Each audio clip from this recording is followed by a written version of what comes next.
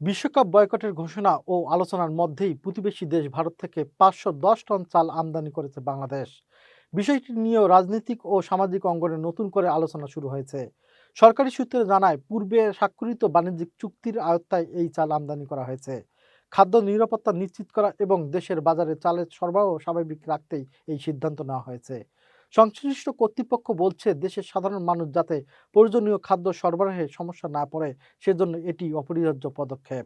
এদিকে বিশ্বকাপ বয়কট ইস্যুতে যখন বিভিন্ন মহলে প্রতিবাদ ও প্রতিক্রিয়া চলছে, ঠিক সেই সময় ভারতের কাছ থেকে চাল আমদানি হওয়া প্রশ্ন তুলছে অনেকেই।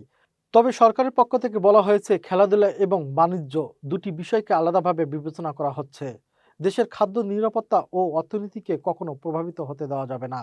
বিশেষজ্ঞরা বলছেন, আন্তর্জাতিক কূটনীতি ও অর্থনৈতিক বাস্তবতার কারণে রাষ্ট্রকে এমন কঠিন সিদ্ধান্ত নিতে হয়, যদিও তা নিয়ে বিতর্ক তৈরি করা স্বাভাবিক। তবুও দেশের খাদ্য নিরাপত্তা নিশ্চিত করাই সর্বোচ্চ অগ্রাধিকার। এই সিদ্ধান্তের মাধ্যমে সরকার আশা করছে, বাজারে চালের সরবরাহ ঠিক রাখা যাবে এবং সাধারণ জনগণের দৈনন্দিন জীবন নির্বিঘ্নে চলবে।